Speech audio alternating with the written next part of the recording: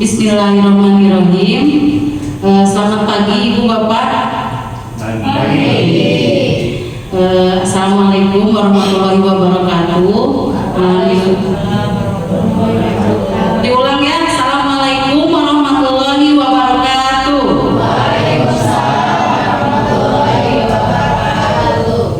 Alhamdulillahirabbil alamin.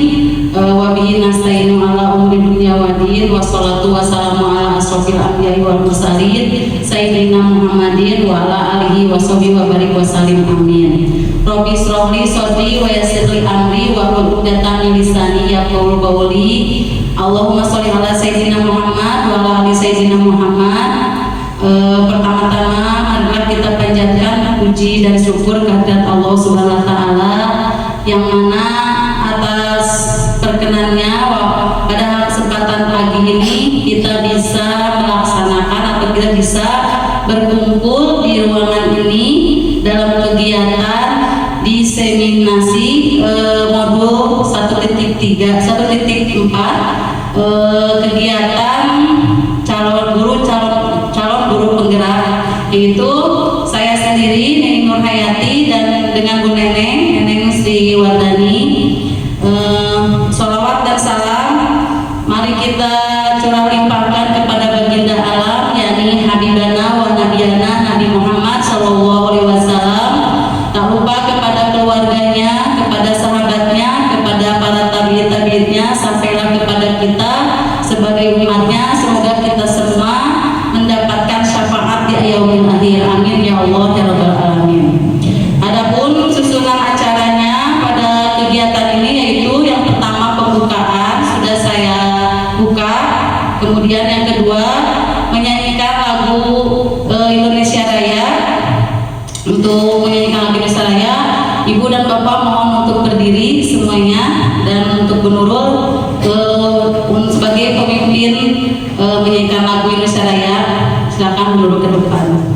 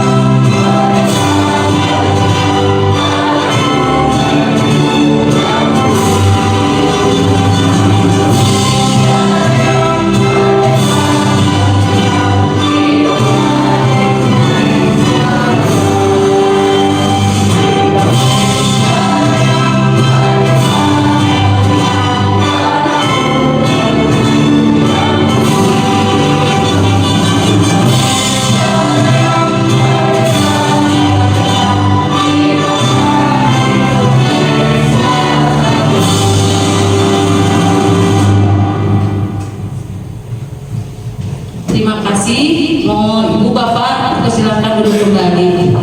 Acara berikutnya yaitu sambutan dari kepala sekolah. Dipersilakan untuk Bu Leli ke depan.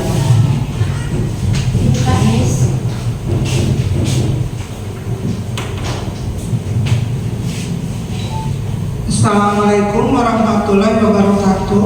Waalaikumsalam warahmatullahi wabarakatuh. Alhamdulillah hari ini hari Senin kita dapat bersama di Sekolah SDN Cipati 2 dalam rangka diseminasi pendidikan yang akan disampaikan oleh Ibu Nining dan Ibu Bu Neneng ya, dalam kegiatan kegiatan sebagai guru penggerak. Mudah-mudahan dengan kegiatan ini dapat meningkatkan penerapan positif di sekolah, terutama di sekolah kita di SDN 2 Cipatik, dan semoga ini juga memicu bagi guru-guru yang lainnya untuk dapat memotivasi kita untuk mengikuti kegiatan guru penggerak. Cukup sekian, semoga acara ini berjalan dengan lancar. Cukup sekian dari saya. Assalamualaikum warahmatullahi wabarakatuh. Waalaikumsalam warahmatullahi wabarakatuh. Terima kasih atas sambutannya. Kemudian kepada zona acara yang keempat, yaitu diseminasi yang akan dibawakan oleh Bu Neneng, yang akan disampaikan oleh Bu Neneng, yaitu mau tentang budaya positif. Mangga Bu Neneng. Bismillahirrahmanirrahim. Assalamualaikum warahmatullahi wabarakatuh. Waalaikumsalam. Puji syukur kehadirat Allah Subhanahu wa Ta'ala yang dengan rahmatnya kita dapat berkumpul di ruangan yang mudah-mudahan diberkahi oleh Allah Subhanahu wa Ta'ala. Salawat serta salam kita panjatkan kepada Nabi kita, junjungan kita, Nabi Muhammad SAW, beserta keluarganya, kepada tabi'in dan mudah-mudahan sampai kepada kita sebagai umatnya. Baik Bapak dan Ibu, saya dan Ibu Nining mendapatkan tugas untuk menyampaikan kembali, yaitu diseminasi tentang budaya positif dan penerapannya di sekolah kita. Apa itu budaya positif? Apa itu budaya positif? Dan yang lainnya, ternyata materi ini banyak dan mohon disimak baik-baik Bapak Ibu. Nah, yang pertama, sebelum kita masuk ke materi, saya ingin Bapak dan Ibu berpasangan, kemudian ada yang menjadi A dan B. Nah, Anda dan teman Anda akan melakukan kegiatan cobalah buka. Tugas Anda adalah mengepalkan salah satu tangan Anda. Silakan dikepal. Kemudian coba Anda bayangkan bahwa Anda menyimpan sesuatu yang sangat berharga. Anggap saja ini berlian yang sangat mahal. Kemudian Anda perlu menjaga benda tersebut sekuat tenaga Anda, karena begitu pentingnya untuk kehidupan Anda. Tugas rekan Anda yang di sebelah adalah mencoba dengan segala cara untuk membuka kepalan tangan Anda. Teman Anda boleh membujuk, menghardik, mengintimidasi, memarahi, menggoda, menggelitik, bahkan menawari Anda uang agar Anda bersedia membuka kepalan tangan Anda. Yuk, dicoba. Silakan. Ini rekannya saya wajar dengan para temannya. Wajar dengan para pasangan ini. Silakan. Mau di ini gimana nih dengan saya?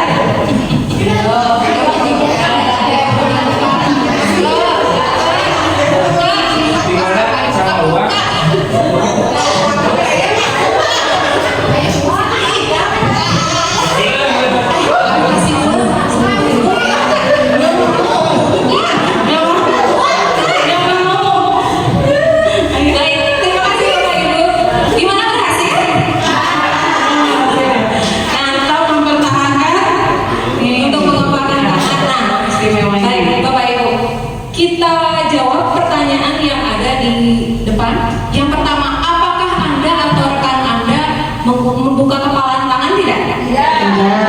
Kira-kira apa alasan Anda atau rekan Anda tidak membuka kepalan tangan? Boleh siapa yang boleh yang menjawab? Boleh. Rekan Paten. Kenapa tidak mau membuka kepalan tangannya? Itu biasanya kalau manusia itu secara kepribadian punya untuk mempertahankan barang yang lebih berharga, meskipun taruhannya nyawa habis juga.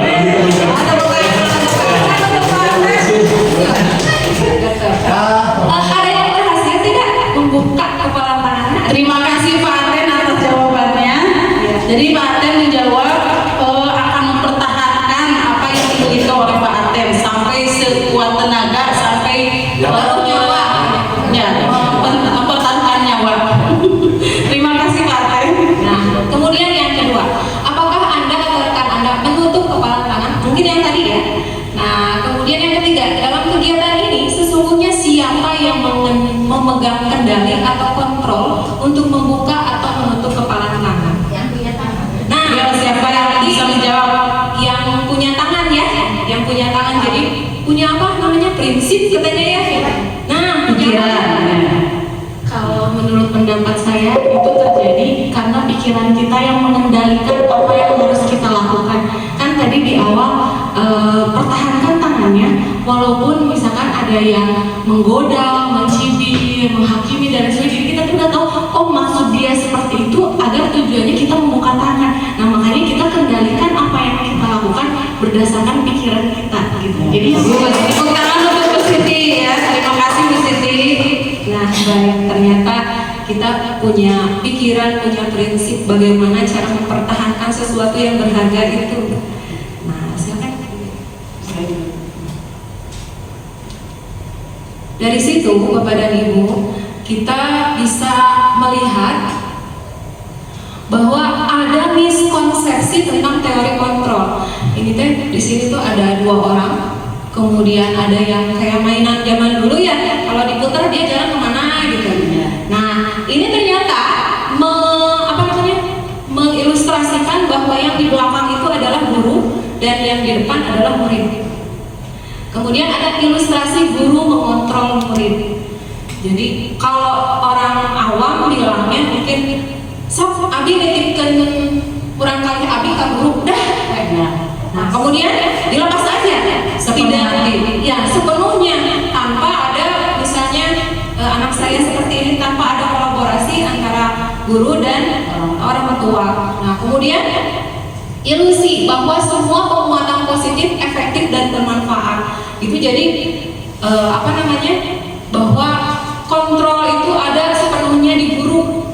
Jadi kata guru gini, kata guru gitu. Terus ada juga istilah bahwa guru itu digugu jeung ditiru sebenarnya. Nah, dari situ kita juga bisa melihat bahwa di sini ilusinya itu bahwa kritik dan membuat rasa bersalah mampu menguatkan karakter. Ini maksudnya dikritik kemudian membuat merasa bersalah itu bisa menguatkan kita, bisa menjadikan karakter yang berbeda yang kuat, padahal mah tidak ya. Nah kemudian ada lagi ilusi bahwa orang dewasa berhak memaksa. Dari semua ini ternyata miskonsepsi dari teori kontrol bahwa mengontrol diri itu bukan hanya dari orang lain saja, tapi dari diri kita sendiri. Nah seperti itu, seperti tadi yang mempertahankan kepalan tangan, ya saya maunya begini, gak mau dikontrol sama orang lain gitu.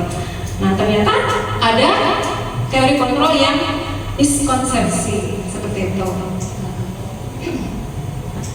Kalau kita bicara tentang makna disiplin, apa yang terngiang di benak Bapak dan Ibu? Disiplin apa maknanya? Makna disiplin.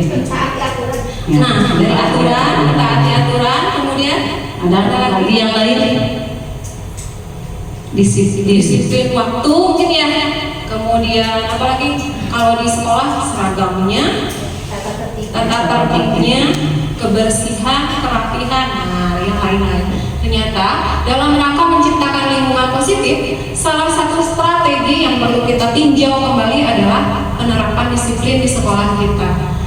Ingat di Ki Hajar Dewantara, Ki Hajar Dewantara itu adalah Bapak Pendidikan Indonesia.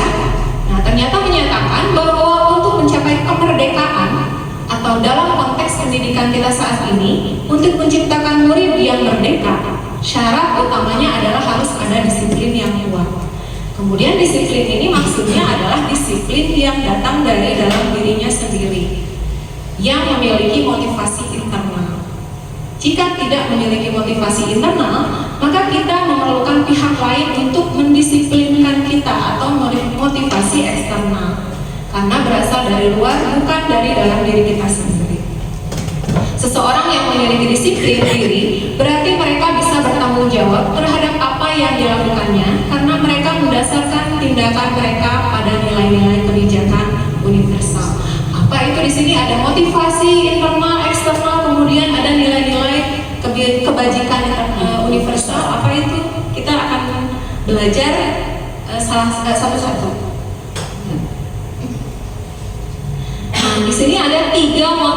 perilaku manusia. Dari Diane Gossen di sini dinyatakan bahwa ada 3 motivasi perilaku manusia. Yang pertama, untuk menghindari hukuman atau ketidaknyamanan. Nah, orang-orang yang memiliki motivasi ini berarti memiliki motivasi yang bersifat eksternal. Kenapa? Karena dari orang lain, gitu.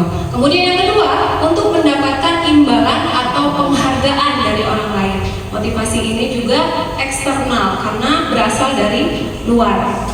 Kemudian ada juga yang ketiga, untuk menjadi orang yang diinginkan dan menghargai diri sendiri dengan nilai-nilai yang mereka percaya. Mereka melakukan sesuatu karena nilai-nilai yang mereka yakini dan hargai, dan mereka melakukannya karena mereka ingin menjadi orang yang melakukan nilai-nilai yang mereka yakini tersebut.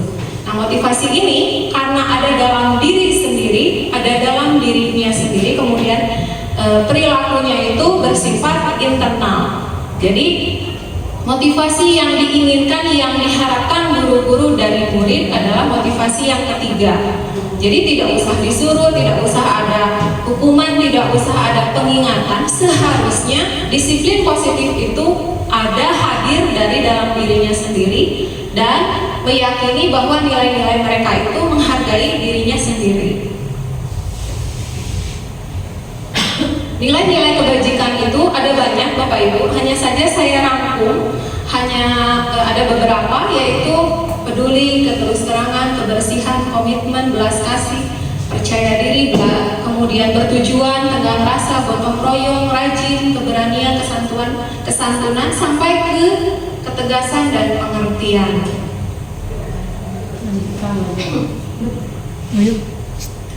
Nah, di sini ada 3 makna, 3 kata yang berhubungan dengan disiplin positif, yaitu hukuman, konsekuensi, dan restitusi.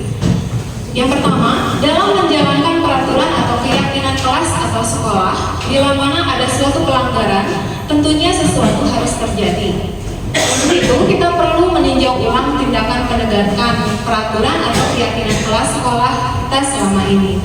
Tindakan tersebut tindakan terhadap suatu pelanggaran pada umumnya berbentuk hukuman atau konsekuensi. Nah, Bapak Ibu saya yakin punya keyakinan kelas masing-masing, yang biasa kita sebut sebagai kesepakatan kelas. Nah, nanti kita tinjau apa benar kita bisa sudah benar menyusun keyakinan kelas dengan benar atau belum.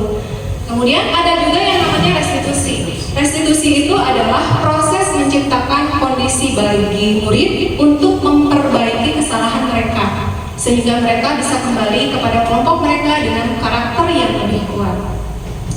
Diingat juga bahwa profil pelajar Pancasila, kurikulum Merdeka juga akan menimbulkan atau melahirkan pendidikan yang berkarakter. Nah, di sini juga berhubungan dengan restitusi dan disiplin positif. Kemudian restitusi juga merupakan proses kolaboratif yang mengajarkan murid untuk mencari solusi untuk masalah mereka dan membantu murid berpikir tentang orang seperti apa yang mereka inginkan dan bagaimana mereka harus memperlakukan orang lain. Ini diambil dari Charles Gossen 1996. Ini hukuman. Hukuman bersifat tidak terencana atau tiba-tiba. Anak atau murid tidak tahu apa yang akan terjadi dan tidak dilibatkan. Hukuman bersifat satu arah, jadi dari guru hanya memberikan dan murid menerima saja. Kemudian tidak ada kesepakatan pengarahan dari pihak guru sebelumnya atau sesudahnya. Hukuman ini diberikan bisa berupa fisik maupun psikis. Murid atau anak disakiti oleh suatu perbuatan atau kata-kata.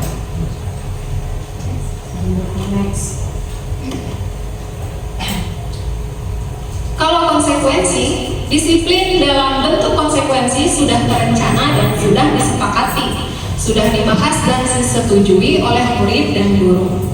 Kemudian umumnya bentuk-bentuk konsekuensi dibuat oleh pihak guru atau sekolah, dan murid sudah mengetahui sebelumnya konsekuensi yang diterima bila ada pelanggaran.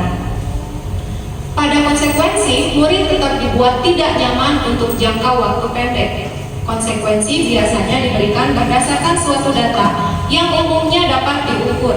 Misalnya, setelah 3 kali tugasnya tidak diselesaikan pada batas waktu yang diberikan, atau murid melakukan kegiatan di luar kegiatan pembelajaran, misalnya mengobrol, maka murid tersebut akan kehilangan waktu bermain dan harus menyelesaikan tugas karena ketinggalan.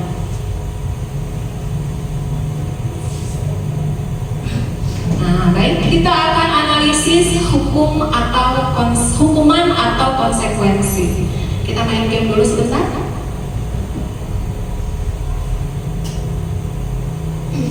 Baik, start. Oke, yang pertama kita baca.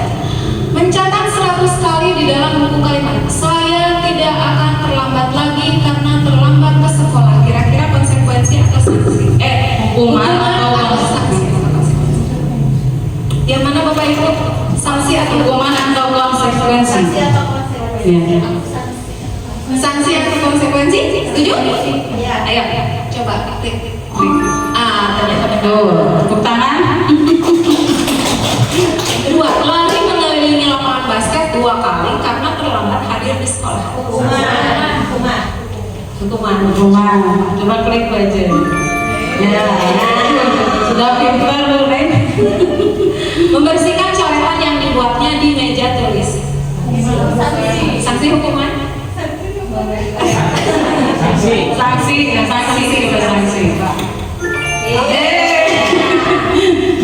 Kemudian, murid diminta untuk push up 15 kali karena tidak menggunakan masker ke sekolah.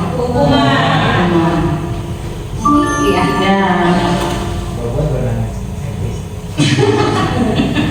Lalu lanjut, menggantikan kertas tugas teman yang telah dicoret-coret. Hebat. Berjemur di lapangan basket pukul 12 siang karena mengobrol dengan teman. Iya. Murid diminta bertelanjang kaki sepanjang hari karena tidak menggunakan sepatu warna hitam sesuai peraturan sekolah. Sanksi hukuman? Sanksi atau hukuman? Hukuman. Ada 2 orang. Yang hukuman berapa orang? Yang sanksi berapa orang? Hukuman ada 5 orang. Sanksi berarti benar yang lebih banyak sanksi. Ayo, Coba baca sanksi. Yang benar adalah hukuman. berdiri di depan kelas sambil mengangkat kaki satu karena tidak bisa menjawab pertanyaan. Itu 3 hukuman ya. Membersihkan tumpahan air di meja tulis karena tersenggol pada saat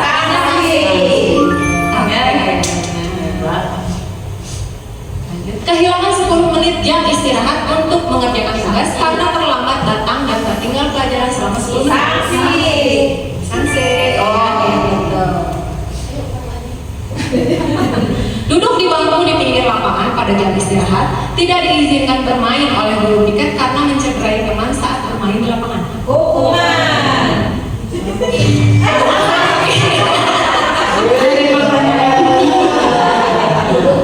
Terlambat hadir di pelajaran daring 15 menit dan diminta untuk tinggal 15 menit sesudah kelas selesai untuk membahas ketertinggalan kelas. Ketertinggalan pelajaran. Sanksi hukuman? Coba.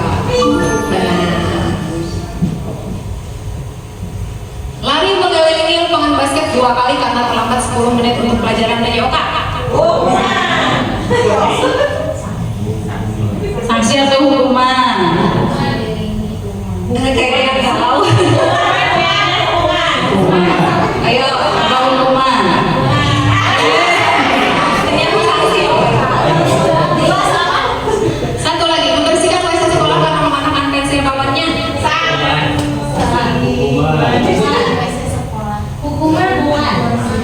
Ayo.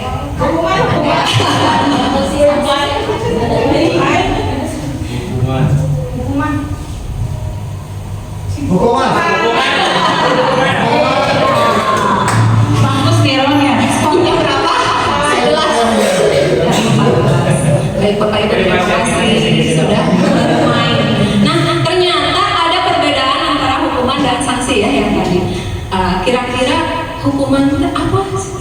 Siapa Nyambung nggak sama kesalahan yang anak lakukan? Nyambung nggak? Biasanya tidak. Biasanya tidak ya Bu ya, karena hukuman itu karena tadi prinsip hukuman itu spontan, kemudian bersifat fisik. Nah, ada yang menerima dan ada yang tidak. Sedangkan konsekuensi atau sanksi seperti tadi, bersihkan itu meja, kan kamu tadi nyenggol gelas. Iya, sesuai dengan. Nah, dari situ nyambung kan ya. Tapi kalau hukuman seperti tadi mematahkan pensil disuruh bersihkan pensil, nyambung enggak? Sesuai dengan kesalahannya, betul itu. Nah, dari situ kita bisa lihat bahwa hukuman, sanksi dan konsekuensi itu berbeda. Ibu lanjut Bu. Analisisnya.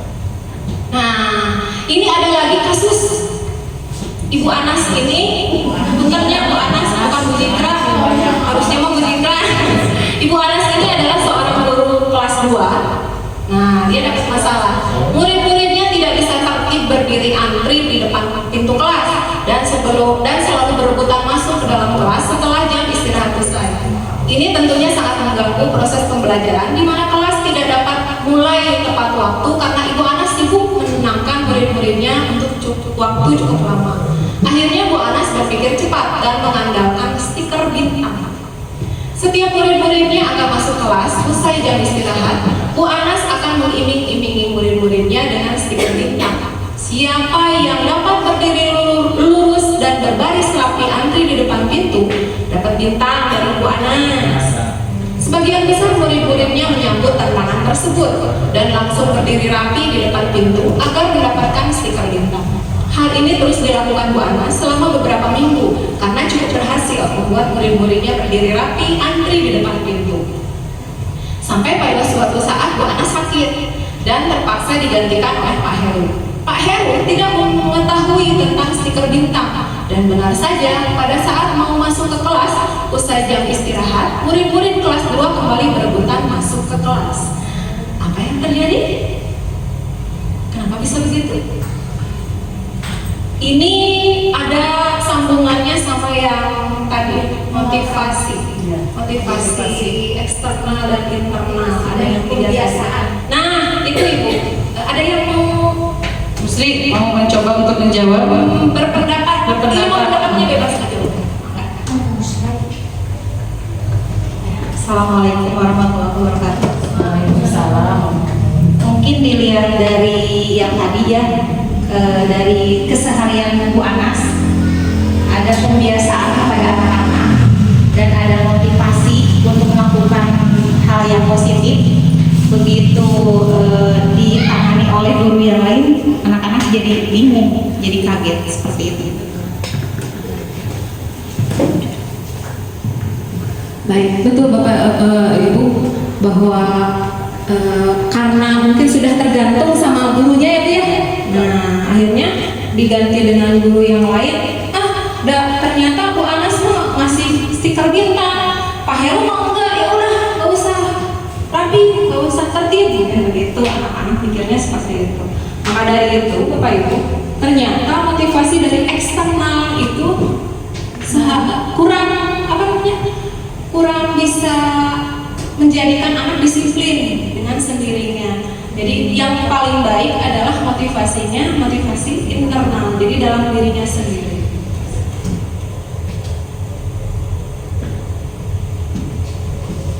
Nah, ini yang tadi ya, berdasarkan teori motivasi, kira-kira apa motivasi murid-murid kelas 2 untuk bersedia antri sebelum masuk kelas? Karena dapat bintang. Saya pengen dapat bintang, jadi pengen rapi. Kemudian adakah cara lain agar murid-murid kelas 2 bersedia antri di depan kelas tanpa diberi penghargaan stiker bintang? Bisa. Ada yang mau berpendapat? Bismillahirrahmanirrahim. Assalamualaikum warahmatullahi wabarakatuh. Waalaikumsalam. Ya, untuk menerapkan disiplin kepada anak-anak, ada cara supaya anak-anak bisa disiplin tanpa motivasi eksternal. Seperti halnya saya selalu memberikan anak-anak setiap hari kepada murid tanpa dilewatkan. Setiap hari itu saya selalu memberikan nasihat-nasihat, walaupun awalnya susah, lama-kelamaan anak akan menjadi disiplin tersendiri tanpa harus diingatkan lagi, tanpa harus saya ceramahi lagi. Maka dari itu mungkin cara saya seperti itu, dengan mengingatkan setiap hari. Terima kasih Ibu Allah. Nah, itu usaha kita ya sebagai guru. Ibu dipanggil. Nah, usaha kita sebagai guru tanpa ada iming-iming. Meskipun itu hanya stiker bintang, stiker bintang murah gitu ya, tapi tidak boleh ternyata. Karena apa? Anak-anak akan bergantung kepada gurunya sendiri. Gak ada guru itu ganti sama guru lain, bapak itu mah gak akan ngasih stiker bintang, jadi gak rapi lagi gitu. Di sini ada yang namanya penghargaan, tapi ternyata bacaannya dihukum oleh penghargaan. Nah, dihukum oleh penghargaan itu maksudnya apa? Bahwa cara-cara mengontrol perilaku seseorang yang menghancurkan potensi untuk pembelajaran yang sesungguhnya. Menurut Cohen, secara ideal tindakan belajar itu sendiri adalah penghargaan sesungguhnya. Dan Cohen selanjutnya juga mengemukakan beberapa pernyataan dari hasil pengamatannya selama ini tentang tindakan memberikan penghargaan yang nilainya sama dengan menghukum seseorang. Maksudnya apa? Nah, di sini ada bahwa penghargaan itu pengaruhnya jangka pendek dan jangka panjang. Maksudnya apa? Karena penghargaan itu hanya sehari tahun kalau kata orang Sunda. Jadi hanya untuk mendapatkan penghargaan dia termotivasi. Tanpa ada penghargaan dia tidak akan termotivasi.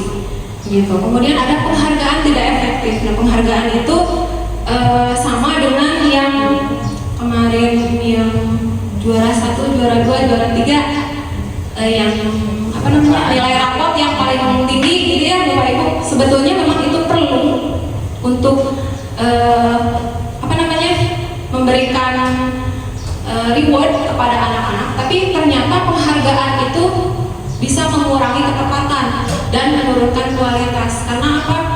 Gelingan saya nggak dapat ranking. Jadi akhirnya apa? Suka ada yang anak itu down, ada yang termotivasi. Tapi kebanyakan anak itu down biasanya. Saya nggak dapat ranking, nggak akan belajar lagi. Kemarin belajar mati-matian misalnya, tapi ternyata nggak dapat ranking, tetap gue nggak dapat ranking. Saya mah nggak belajar lagi, misalnya seperti itu. Kemudian ada penghargaan merusak hubungan. Ini pengalaman pribadi saya Bapak Ibu. Waktu SMA, puntennya saya curhat sedikit. Waktu SMA itu kelas 2 kalau nggak salah, saya duduk sama teman yang benar-benar pintar, dan sebetulnya saya dari dulu juga nggak pengen saingan sama orang lain kan. Kalau misalnya mau belajar ya belajar, nggak belajar gitu. Ternyata teman saya ini serius, dia ranking 1 dari kelas 1 dulu.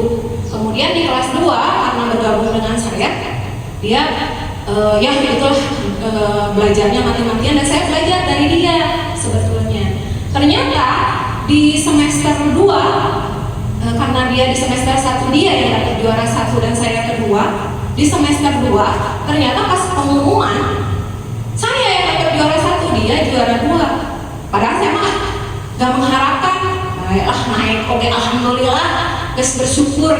Ternyata apa namanya ibu wali kelas kami itu ternyata memberikan penghargaan kepada saya. Pas saya jadi juara 1, dia jadi juara 2. Ternyata dari situ teman saya itu jadi apa namanya, kamu jadi juara 1, saya juara 2. Akhirnya apa? Baudan dong Bapak Ibu. Saya dibaudan, dianya kalau saya tanya nggak yang jawab, nggak yang apa, loh kenapa ya kok jadi jelek gitu. Padahal dari sudah lama saya berteman dengan dia, kemana-kemana oke gitu. Ternyata saya dapat juara 1, dia dapat juara 2, jadi jelek hubungan saya sama dia. Nah ternyata saya juga setelah baca modul ini, ternyata betul penghargaan itu bisa merusak hubungan seseorang gitu. Mungkin ada pengalaman yang sama dengan saya bisa bercerita. Nggak tahu tuh udah Cikra punya cerita.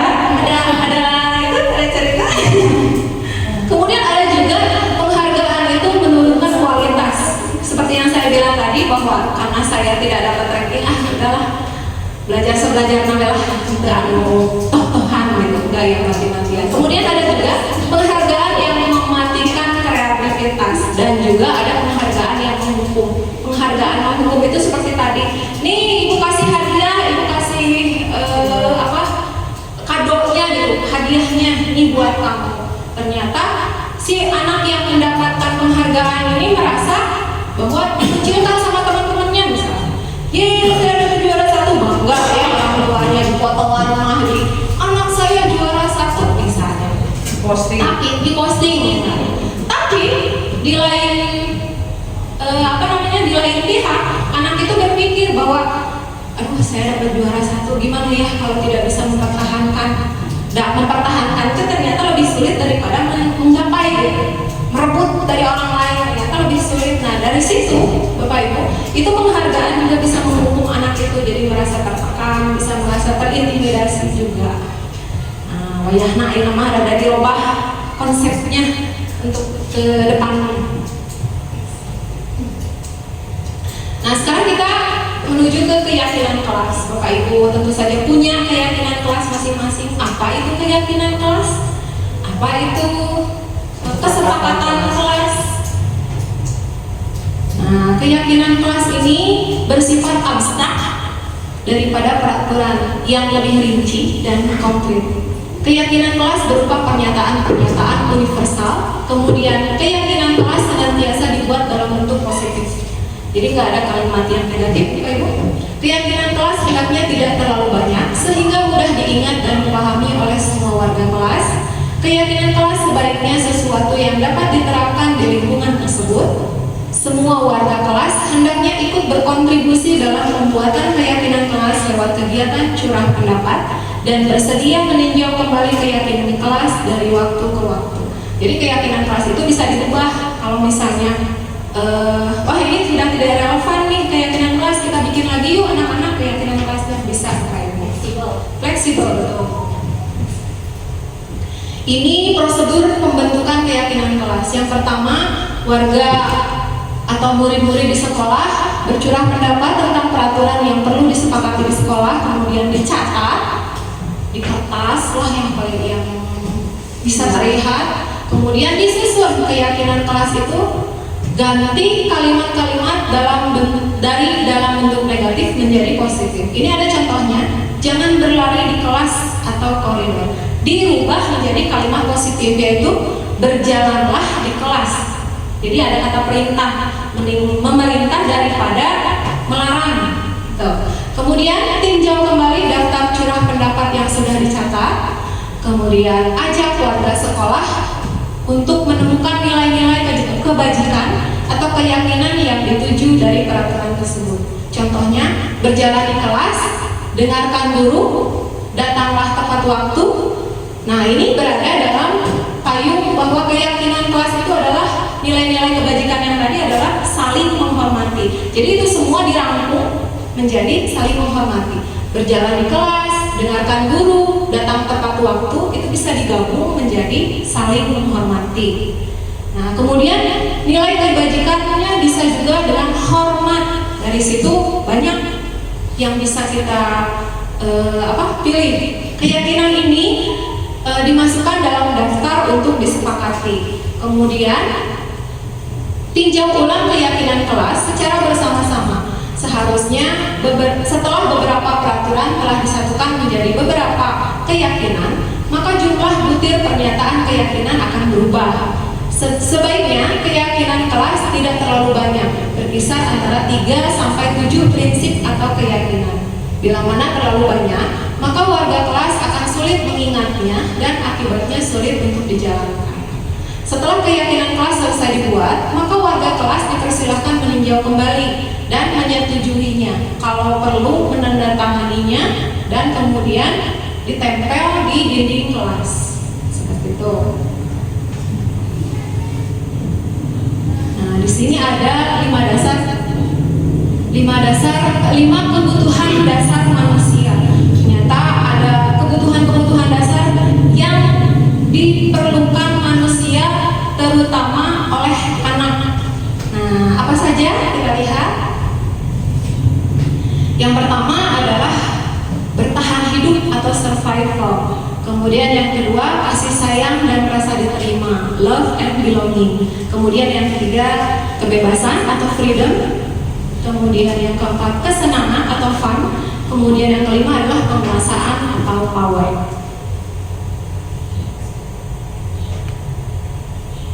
Ini kebutuhan-kebutuhan dasar manusia. Yang pertama survival. Kebutuhan ini bersifat fisiologis. Kesehatan, rumah, makanan. Kalau zaman dulu namanya apa? Sandang, pangan, papan. Betul. Nah, yang kedua adalah love and belonging. Ini adalah hubungan dan koneksi sosial. Kebutuhan untuk memberi dan menerima kasih sayang, dan kebutuhan untuk merasa menjadi bagian dari suatu kelompok. Mencari perhatian, itu juga sama, love and belonging juga. Kemudian yang ketiga adalah power. Power ini dianggap berharga, bisa membuat perbedaan, bisa membuat pencapaian, kompeten, diakui, dihormati. Ini meliputi self-esteem dan keinginan untuk meninggalkan pengaruh. Yang keempat adalah freedom, kebutuhan akan kemandirian, otonomi, memiliki pilihan, dan mampu mengendalikan arah hidup seseorang. Yang kelima, kesenangan atau fun, kebutuhan untuk mencari kesenangan, bermain, dan tertawa. Baik Bapak Ibu, untuk menganalisis kebutuhan-kebutuhan apa saja yang dibutuhkan oleh anak-anak ini dalam Google Form, Bapak Ibu bisa dilihat di grup sekolah. Nah, Bu Ajeng sudah men-share G-Form atau Google Form, silakan diisi.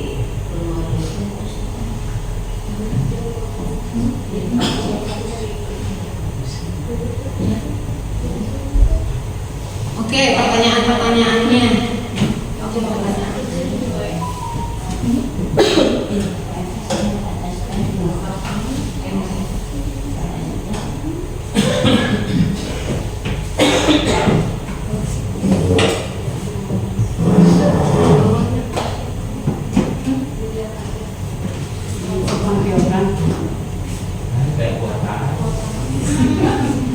Ada wifi Pak? Enggak? Ada Bimo. Bimo seorang anak TK D, selalu berlari keluar kelas menuju jalan raya di depan sekolahnya yang ramai dengan kendaraan. Tingkahnya membuat Bu Ani jadi guru TK bingung dan seringkali lari mengejarnya. Ada beberapa kemungkinan jawaban yang diberikan Bimo. Nah, kita sekarang identifikasi kebutuhan apa yang dipenuhi oleh Bimo. Aku senang main kejar-kejaran dengan guru, seru. Itu jawabannya udah kelihatan aja. Lihatin. Nah, di scroll aja. Tidak kelihatan kan kalau di scroll? Udah lah, nggak usah. Nanti aja lihat itunya, lihat hasilnya, jawaban aja. 5 menit cukup ya? Yo, Ibu Bapak menjawab. Belum ada yang ini. Mengalam sudah ini mengalam. Semangat pintar.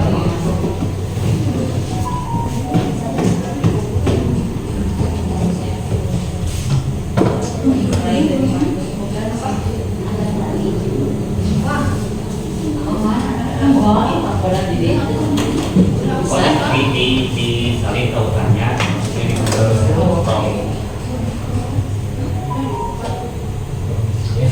Ini termasuk jadi bisa.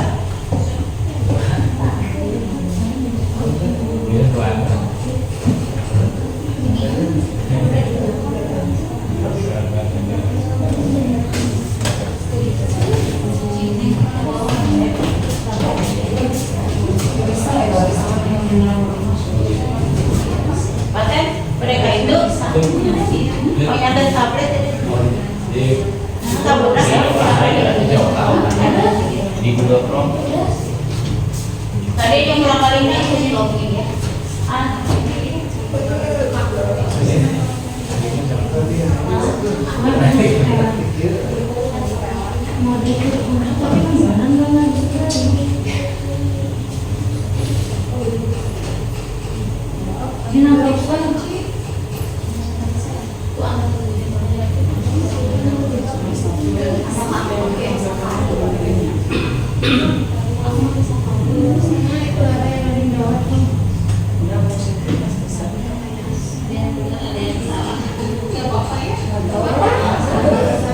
Punten ini mah nggak akan dipunten asli. Tidak akan masuk rapor ya dari rapor. Nggak akan dipunten Kak.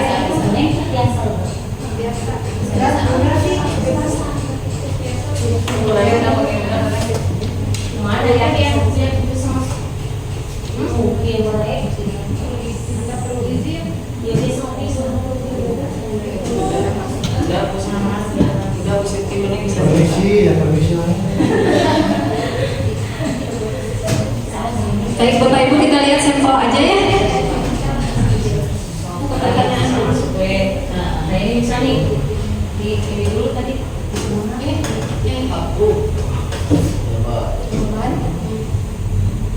Nah, kita lihat ada Bu Siti.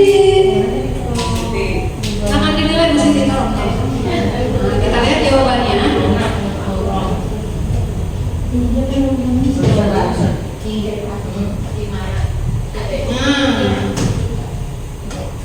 Aku senang main kejar-kejaran dengan ibu. Itu apa Bapak Ibu?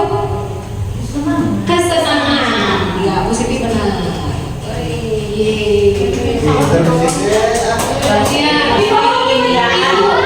Ibu kejar aku karena ibu dulu sayang aku. Bu Siti jawabnya apa? Penguasaan. Seharusnya apa Bapak Ibu? Cinta dan kasih. Seperti itu. Kemudian aku hebat kan bisa bikin bu guru kejar aku. Penguasaan ya, itu power. Jadi seolah-olah si anaknya bisa menguasai gurunya. Nah, kemudian ada lagi, aku bosan bermain mewarnai terus di dalam. Itu apa? Itu kesenangan. Seharusnya apa Bapak Ibu? Kebebasan. Oke, lanjut. Bu guru bilang, aku tidak boleh bersenandung. Itu tuh apa? Penguasaan. Seharusnya apa Bapak Ibu? Apa? Kesenangan. Iya, betul, kesenangan. Kemudian ada lagi, ibu guru tidak menyapaku hari ini padahal aku pakai jubir rambut baru. Di sini ada kesenangan. Apa Bapak Ibu? Cinta dan kasih sayang. Nah, perhatian, jangan perhatikan. Aku sebel gambarku tidak rapi, malah ibu guru nunjukin ke teman-temanku di depan kelas. Ternyata di sini ada kesenangan. Kira-kira apa itu Bapak Ibu? Aku sebel gambarku tidak rapi, malah ibu guru menunjukkan ke teman-temanku di depan kelas. Seharusnya, oh ini penguasaan ya. Ya betul, penguasaan. Kemudian ada lagi, aku bosan, masa belajarnya cuma itu aja, dengerin ibu guru aja, itu kebebasan.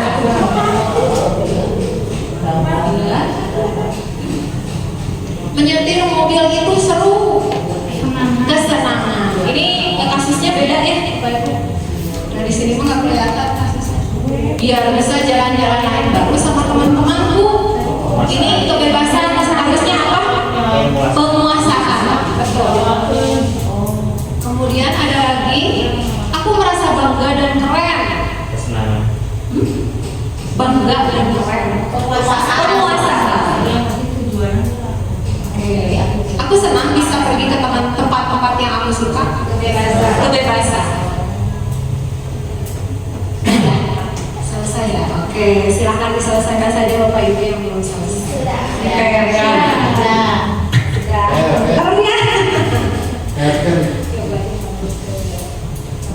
Ada orang bilang beli ETPM. Kerjain Pak. Nanti ada sanksi atau hukumanmu kalau ya nggak ETPM. Nah baik, untuk posisi kontrol guru restitusi saya serahkan ke Pak Ibu Dini. Terima kasih Bu Neneng. Sekarang lihat tepuk tangan dulu buat Bu Neneng sudah memaparkan begitu bagusnya, begitu jelas dan bisa dimengerti. Sekarang saya akan mencoba memaparkan itu tentang posisi kontrol guru. Di sini posisi kontrol guru itu ada 5, itu yang satu penghukum, yang kedua yaitu membuat merasa bersalah, yang ketiga yaitu pemantau, keempat teman, dan yang kelima adalah manajer. Next aja. Nah, di sini penghukum beda adalah disuruh lihat dari ini ya, apa namanya, raut wajahnya kelihatan banget, jadi marah gitu ya, dia marah gitu. Seorang penghukum bisa menggunakan hukuman fisik maupun verbal. Orang-orang yang menjalankan posisi penghukum senantiasa mengatakan bahwa sekolah memerlukan sistem atau alat yang dapat lebih menekan murid-murid lebih dalam lagi. Guru-guru yang menerapkan posisi penghukum akan berkata, patuhi aturan saya, atau awas jangan melanggar peraturan yang sudah saya buat, seperti itu ya. Kemudian patuhi, kamu selalu saja salah, dia menunjuk langsung, kamu selalu salah, kemudian pasti selalu yang terakhir selesai. Guru seperti ini senantiasa percaya hanya ada satu cara agar pembelajaran bisa berhasil, yaitu cara dia. Jadi kalau penghukum itu Bu, kumaha aing, misalnya kalau bahasa Sundanya Maya, jadi kalau menurut saya begini, ya kamu harus mengikuti saya begini, kalau begitu ya harus mengikuti begitu. Kemudian next aja ya, selanjutnya. Kemudian yaitu yang kedua, membuat merasa bersalah. Ya, pembuat merasa bersalah itu pada posisi ini biasanya guru akan bersuara lebih lembut. Pembuat merasa bersalah akan menggunakan keheningan yang membuat orang lain merasa tidak nyaman. Bersalah atau rendah diri, kata-kata yang keluar dengan lembut akan seperti biasanya, ibu sangat kecewa sekali dengan kamu. Beberapa kali bapak harus memberitahukan kamu. Misalnya kalau pembuat merasa bersalah ini Bu, anaknya dipanggil, dipanggil ke ruangan tertentu secara langsung PS atau intern ya. Jadi si anak itu kadang merasa takut ya Bu dengan dipanggil oleh guru, jadi merasa tidak nyaman karena takutnya si anak tersebut dihukum secara langsung atau diberikan ucapan yang mungkin akan selamanya teringat oleh anak itu ya. Kemudian pelajaran yang selanjutnya yaitu pemantau. Pemantau berarti mengawasi. Pada saat kita mengawasi, kita bertanggung jawab atas perilaku orang-orang yang kita awasi. Posisi pemantau berdasarkan pada peraturan-peraturan dan konsekuensinya dengan menggunakan sanksi atau konsekuensi. Kita dapat memisahkan hubungan pribadi kita dengan murid sebagai seseorang yang menjalankan posisi pemantau. Ternyata pernyataan yang diajukan seseorang pemantau itu contohnya peraturannya apa. Jadi kembali tanya ke anaknya ya. Kemudian apa yang telah kamu lakukan, kemudian sanksi atau konsekuensinya apa. Jadi si pemantau itu ke anak secara langsung menanyakan kembali gitu kesepakatan yang sudah disepakati bersama anak-anak. Kemudian di sini misalnya ada Adi, tahu siapa guru dengan Adi ya, contohnya Adi, tahukah kamu jam berapa kita memulai? Adi menjawab, tahu Pak. Kemudian Pak Guru, kamu terlambat 15 menit, apakah kamu sudah mengerti konsekuensi yang harus dilakukan bila terlambat? Adi menjawab, paham Pak, saya harus tinggal kelas pada jam istirahat nanti dan mengerjakan tugas ketertinggalan saya. Ya benar, nanti pada saat jam istirahat kamu harus tinggal di kelas untuk menyelesaikan tugas yang tertinggal tadi saya tunggu. Jadi si pemantau itu tidak menghukum atau tidak menyalahkan anak, tetapi mencari solusi terbaiknya bagaimana si anak tersebut agar menyadari dengan kesepakatan atau keyakinan kelas yang sudah dibuat bersama-sama ya. Kemudian selanjutnya teman. Di sini guru pada posisi ini tidak akan menyakiti murid, namun akan tetap berupaya mengontrol murid melalui persuasi. Posisi teman pada guru bisa negatif atau positif. Nah gini Bu, biasanya kalau anak yang dekat dengan guru ya suka manja ya Bu ya, manja. Kemudian ada positif dan negatifnya.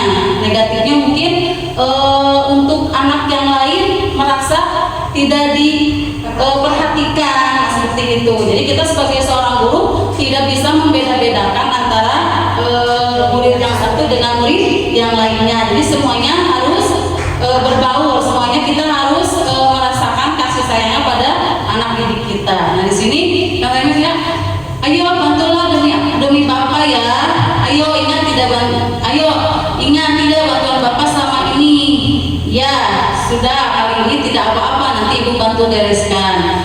Nah hal-hal negatifnya yaitu di sini ada posisi teman adalah bila suatu saat guru tersebut tidak membantu. Yang tadi yang disampaikan oleh Bu Neneng ya, yang tadi sudah dijelaskan. Jadi kalau si anak itu sudah terfokus pada satu guru, jadi dengan guru yang lain itu tidak mau ya Bu Neneng ya.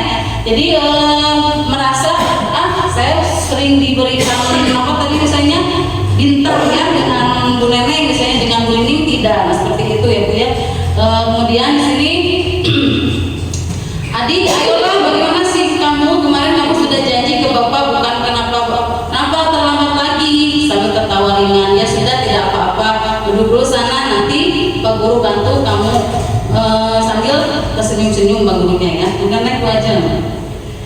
Kemudian manajer. Nah, di sini kalau manajer adalah posisi di mana guru berbuat sesuatu bersama dengan murid, mempersilahkan murid mempertanggungjawabkan perilakunya. Di sini pengalaman saya setelah kemarin saya membuat restitusi, segitiga restitusi ya Bu. Jadi kalau seorang manajer itu kita merangkul murid ya.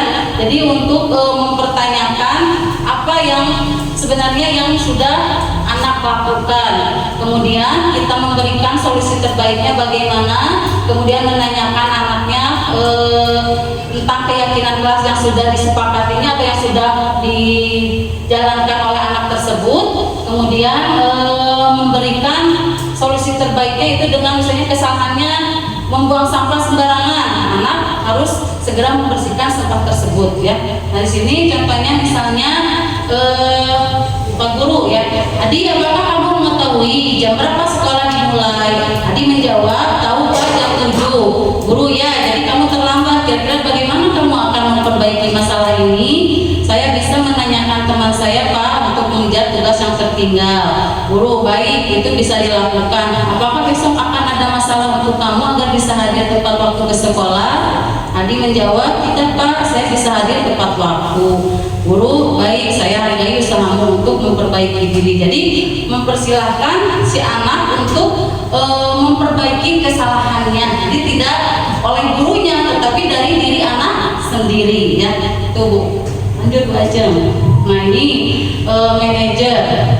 Antara itu guru berbuat sesuatu bersama murid, mempersilahkan murid mempertanggungjawabkan perilakunya dan mendukung murid agar dapat menemukan solusi atas permasalahannya sendiri.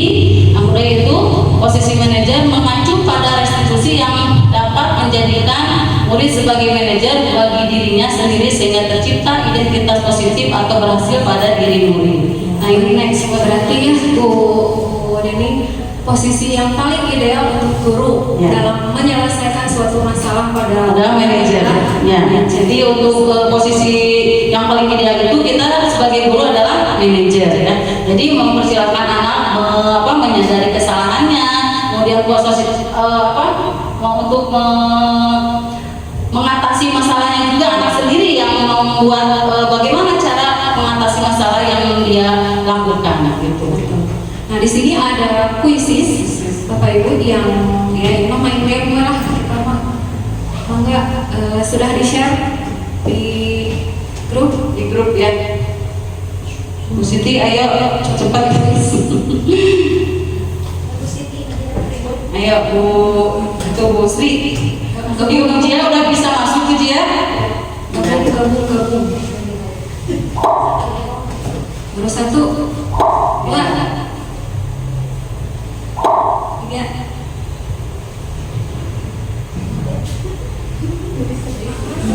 Kalau yang kena kendala nggak apa-apa.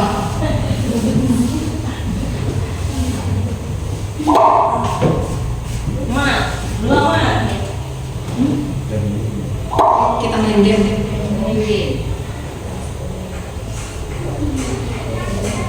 Ya, ada Bu Jia yang udah masuk, Bu Jikra, Bu Siti, Bu Leli, Pak Ismail, Bu Sri. Ya, selanjutnya siapa? Bu Nurul udah masuk belum? Ya, Bu Yu, Bu Ajeng, Pak Rahman.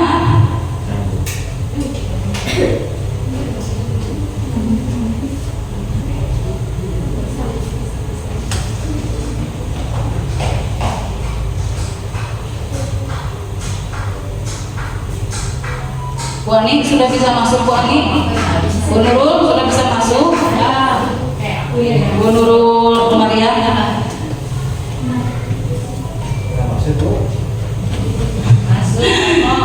Pak Gus sudah masuk, Pak Gus? Udah bisa? Bu Ida udah masuk, Bu Ida? Belum. Gimana?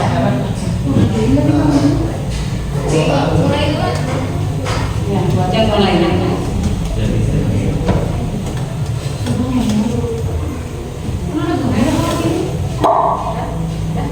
Ya, Pak Rahmat udah masuk ya. Ya, mulai bagikan.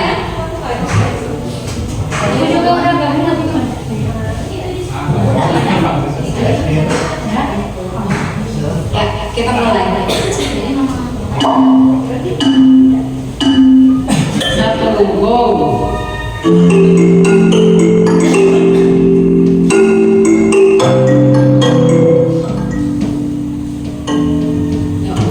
Serius.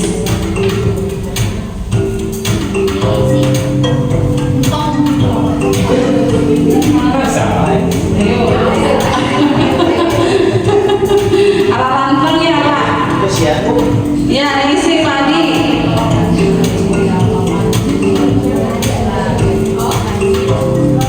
Ya, sementara Bujia punya Bujia ya. Bisa sesuai dari dulu ya. Usri, ayo Usri. Bergerak ya. Ya, Uyuk naik. Masih tetap Bujia. Hebat Bujia. Bu Leli, ayo Bu Leli. Ya, Iya, ternyata seru ya, susul menyusul nih. ya, yang Uyuk dia cepat nyusul. Iya.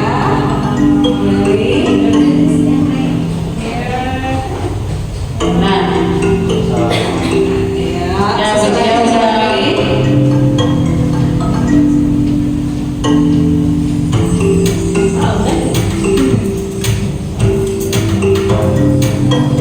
Ayo Bu Yung, tinggal satu poin lagi Bu Yung. Baru Bujia yang menyelesaikan. Menyelesaikan sudah sampai 50.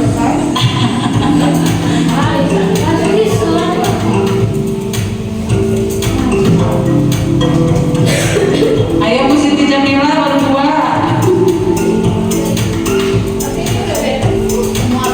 Udah beres?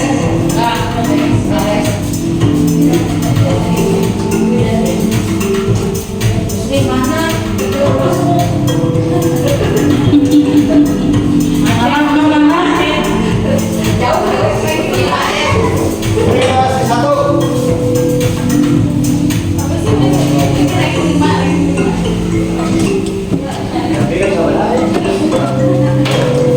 Oh iya, dimunculkan semuanya.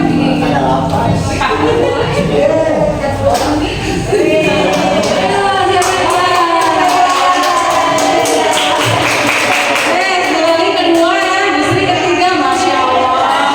Tepuk tangan.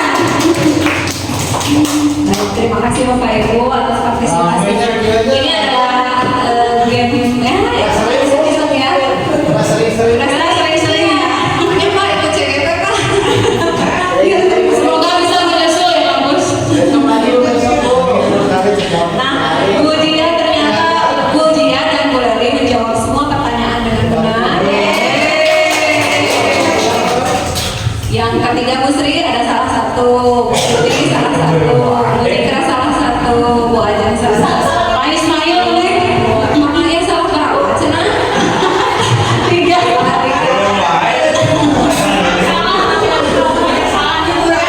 Laki-laki selalu salah.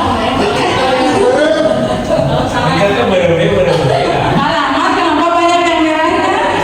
Oh, Dari hari kedua. Baik, terima kasih Bapak Ibu partisipasinya atas kuisis. Kita lanjutkan sedikit lagi. sedikit lagi ya Bu ya, sabar. Belajar ya. Baik Ibu Bapak, kita lanjutkan lagi ke materi ya. Sekarang menuju materi yang terakhir yaitu segitiga restitusi ya. Segitiga restitusi merupakan salah satu cara menanamkan disiplin positif pada murid sebagai bagian dari budaya positif di sekolah. Next aja. Nah, di sini yang ke-1 menstabilkan identitas ya.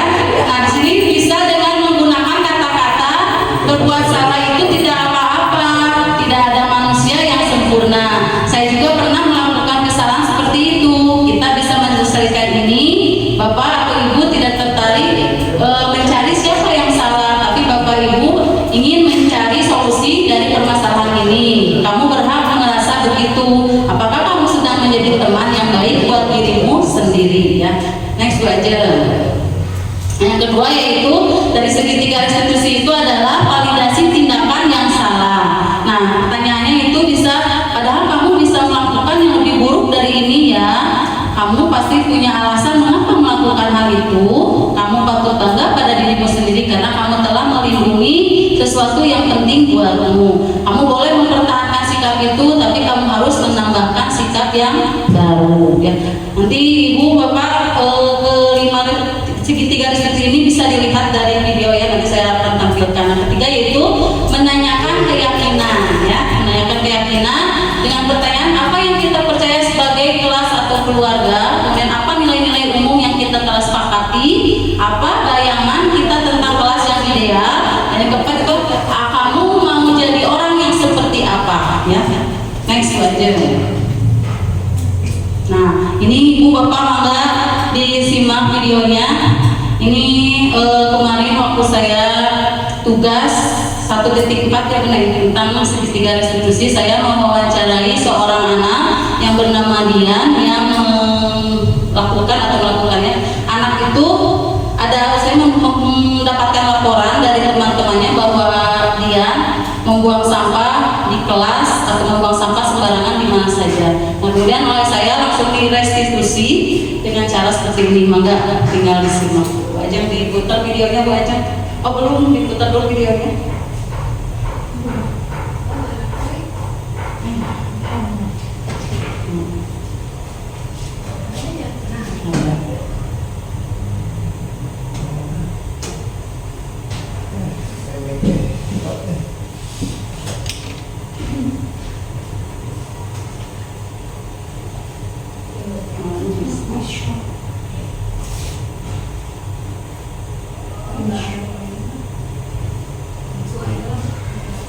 Oh ya, jadi saya pada Dian itu menanyakan secara langsung, Dian, Ibu mendapatkan laporan dari teman-teman bahwa kamu tadi membuang sampah sembarangan. Dia menjawab, iya Bu, apa yang kamu lakukan?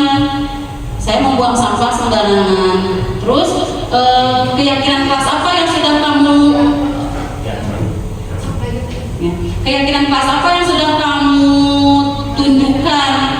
Saya tidak menaati peraturan karena membuang sampah sembarangan. Kemudian dia tersebut berjanji akan memperbaiki kesalahannya atau kebiasaan buruknya dengan membuang sampah sembarangan dengan akan membuang sampah atau membersihkan ruangan kelas setiap hari. Dia berjanji seperti itu. Kemudian terakhir dia menyadari kesalahannya dan akan mematuhi kesepakatan atau keyakinan kelas yang sudah dibuat bersama-sama di kelas 3A. Ini merupakan testimoni dia setelah diwawancara oleh saya. Dia mengungkapkan bahwa dia merasa senang walaupun dia berbuat salah, tetapi oleh saya tidak dimarahi atau tidak dihukum, tapi diberikan solusi terbaiknya bagaimana untuk menyelesaikan permasalahan yang dia kerjakan, yang dia lakukan itu membuang sampah. Itu solusi terbaiknya itu dia akan membuang sampah dan membersihkan sampah-sampah yang sudah dia buang di ruang kelas. Ini itu Bu dari saya. Next Bu aja. Ya, terima kasih.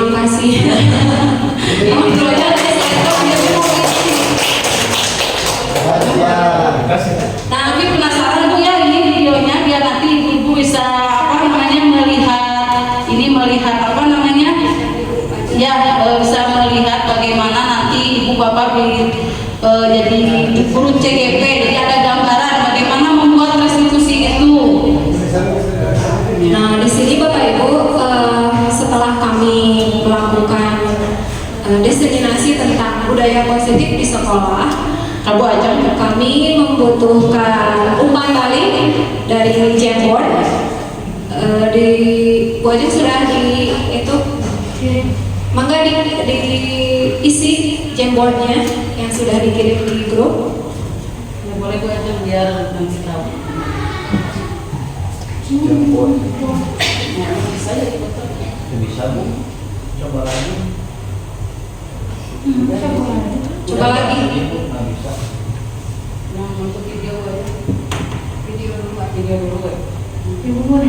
Ya, sudah video dulu.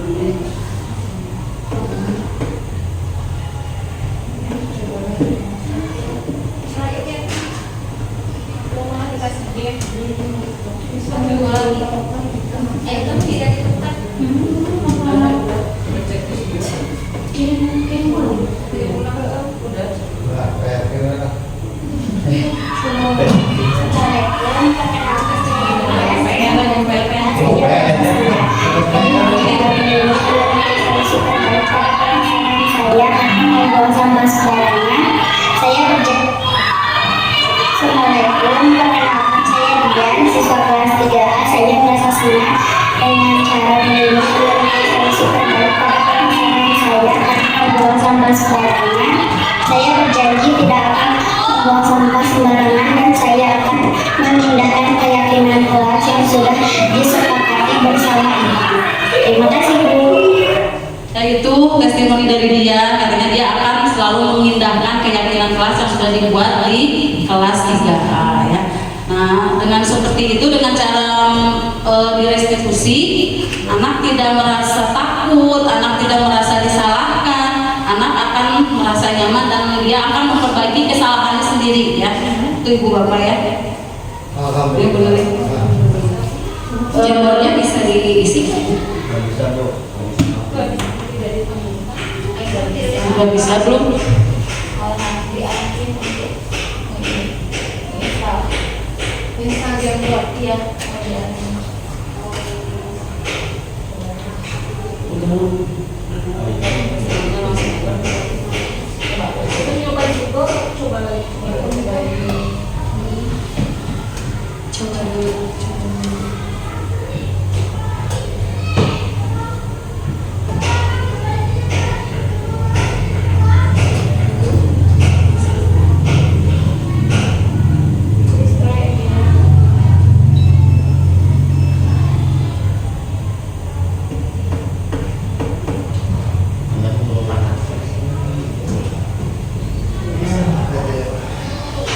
Bisa, ada yang bisa? Kalau tidak bisa kita manual aja bisa Bu? Bisa Bu? Ujian bisa tuh Cia. Kalau nggak bisa kita manual aja. Ada perwakilan yang ingin ke depan disampaikan hal menarik apa yang Anda dapatkan setelah diseminasi ini, kemudian bagaimana perasaan Anda setelah menyimak diseminasi ini. Yang ketiga, di Zoom. Kalau yang kirim dari Vietnam itu bisa. Kalau menurutnya yang kirim dari tempat itu Gitu. sudah dikirim. Bisa. Ya, yang baru. Yang baru juga. Bisa. Silahkan ditulis di keynote-nya dan bisa aja. Itu bisa satu. Enggak, isi semuanya. Semuanya. Di keempat Bapak. Ya. Pilih sticky note di sebelah kiri kalau nggak salah ada sticky note. Yang kuning itu hal menarik apa yang Anda dapatkan? Tambah. Tambah.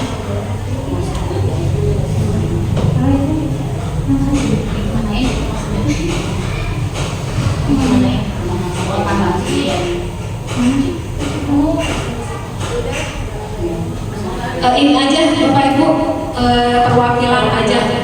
Silakan ke depan untuk mengungkapkan perasaannya. Mohon dari laki ibu apa bapak guru satu orang dari guru satu orang itu naik. Nurul boleh ke depan, silakan. Di depan sini aja, di sini di depan aja. Pak Main siap-siap atau Pak Rahmat? Enggak.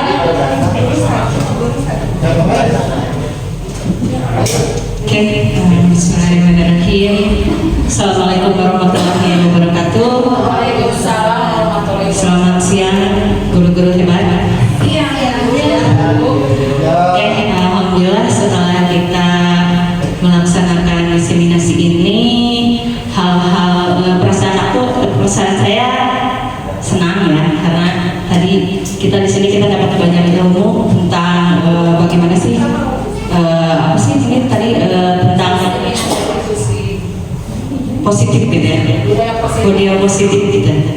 Terutama bagi saya sebagai guru PJOK masih sulit ya membedakan mana itu sanksi, mana itu hukuman, karena ya mungkin ya kalau di lapangan tuh effortnya untuk jadi guru tuh sangat-sangat besar ya, apalagi guru SD ya Bu ya? ya apalagi guru SD ya bagus aja tuh wah sangat effort sekali gitu. Terus anak-anaknya apalagi kalau udah di lapang mah udah banyak bencar aja kemana-mana, jadi kadang juga saya masih adalah yang masih hukuman mungkin, walaupun saya nggak yang hukuman berat-berat amat gitu ya. Alhamdulillah, tapi setelah kita dapat ilmu tadi, jadi saya bisa membedakan ya mana itu sanksi, mana itu hukuman. Mungkin saya juga kadang suka gemes gitu ya kan, gitu ya, nakal-nakal dengan cinta gitu ya. Mudah-mudahan dengan kegiatan ini saya jadi bisa lebih berhati-hati lagi, lebih bisa memberikan lagi konsekuensi yang baik untuk murid. Mungkin itu cukup sekian dari saya. Terima kasih. Assalamualaikum warahmatullahi wabarakatuh. Terima kasih banyak Bu Nurul atas testimoninya ya selama mengikuti kegiatan ini. Ternyata sangat menarik, sangat banyak ilmu yang didapatkan. Terutama kita sebagai pengajar harus lebih mengetahui bagaimana kalau Ki Hajar Dewantara harus menuntun anak ya, sesuai dengan kodrat jamaah. Ada yang satu orang lagi, boleh Pak Rahmat atau Pak Ismail untuk ke depan, jadi persilahkan. Boleh Li mau ke depan lagi? Oke, terima kasih kesempatan yang telah diberikan kepada saya. Jadi untuk kegiatan ini saya merasa sangat pengetahuan saya sangat bertambah, karena ternyata yang selama ini saya lakukan mungkin ya di hadapan ternyata Hukum ya Pak. saya ini adalah guru penghukum ya. Ternyata seperti itu. Jadi dengan adanya acara ini, terima kasih sekali, saya menjadi lebih tahu ya, lebih mengerti, lebih terbuka gitu, bahwa nggak boleh terhadap anak itu seperti itu ya. Jadi selama ini saya suka mungkin lebih menghardik anak harus seperti ini, ternyata tidak boleh. Terima kasih mungkin untuk Ibu Neneng dan Ibu Nini, sama-sama. Pengetahuan saya lebih terbuka, lebih bisa. Mudah-mudahan mungkin Ibu Nining sama Ibu Neneng cepat lulus, lancar pendidikan CGP-nya. Itu saja dari saya. Terima kasih. Dan cepat menyusul ya Pak Ismail ya. Amin. Terima kasih Pak Main. Ini penghujung, jadi kami berdua sudah melaksanakan tugas. Ini sebetulnya adalah bukan semata-mata kami ada di depan itu adalah sebagai pengajar, sebagai guru, tapi sebagai teman untuk bisa sharing ilmu, dan karena ilmu yang baik itu adalah ilmu yang bermanfaat, itu adalah ilmu yang dibagikan dan kemudian diterapkan, dan mudah-mudahan kita semua bisa menerapkan disiplin positif, budaya positif di sekolah kita, menjadikan murid-murid kita semua itu adalah murid-murid yang bisa berguna untuk masa depan mereka sendiri, dan potensinya bisa kita kembangkan bersama-sama. Banyak, saya tutup dulu doa ya.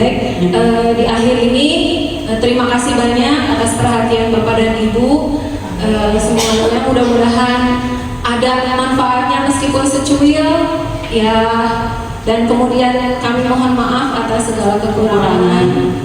Pasti kami banyak salah ya. Karena masih tahap belajar Belajar. dan belajar. Kami bisa memperbaikinya untuk kedepannya lagi. Kalau Bu ditutup aja. Alhamdulillah. Mari Bu untuk kita berdoa yang menutup acara ini supaya acara ini lebih berkah, lebih bermanfaat. Kita berdoa bersama-sama dengan mengangkat kedua tangan. Kita bersama-sama munajat kepada Allah. Semoga acara ini, kegiatan ini Allah ridhoi, menjadikan keberkahan bagi kita, menjadikan ilmu yang bermanfaat, dan menjadikan ibadah buat kita ya. Amin ya Allah ya Rabbal alamin. A'udzubillahi minasyaitonirrajim. Bismillahirrahmanirrahim. Allahumma sholli ala sayyidina Muhammad wa ala ali sayyidina Muhammad. Allahumma inna nas'aluka salamatan fid din wa afiyatan fil jasad wa ziyadatan fil ilmi wa barakatan fil rizqi wa taubatan qabla al-maut wa rahmatan indal maut wa maghfiratan ba'dal maut. Allahumma hawin alaina fi sakaratil maut wa najatan minan nari wa afwa indal hisab. Rabbana la tuzigh qulubana ba'da idh hadaitana wa hab lana min ladunka rahmatan innaka antal wahhab. Rabbana hab lana min azwajina wa dhurriyyatina qurrata a'yun waj'alna lil muttaqina imama. Rabbana atina fid dunya hasanah wa fil akhirati hasanah wa qina adzabannar. Subhana rabbika rabbil izzati amma yasifun wa salamun alal mursalin walhamdulillahi rabbil alamin. Bi barakatil Qur'an al-Fatihah. A'udzu billahi minasyaitonir rajim. Bismillahirrahmanirrahim. Alhamdulillahi rabbil alamin arrahmanir rahim maliki yaumiddin. Iyyaka na'budu wa iyyaka nasta'in. Ihdinas siratal mustaqim siratal ladzina an'amta 'alaihim ghairil maghdubi 'alaihim waladdallin. Amin ya Allah ya Rabbal alamin. Kami ucapkan terima kasih